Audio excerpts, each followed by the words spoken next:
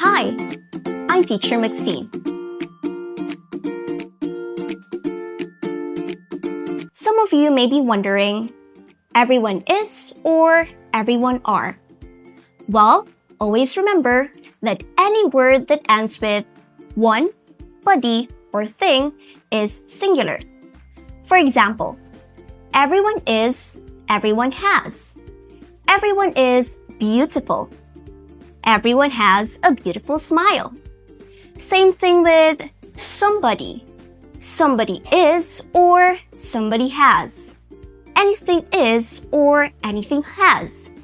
These words are called singular indefinite pronouns. In English, they are treated as one. They refer to non-specific people or things. Thus, they are singular. Hope this helps. Thanks and bye-bye!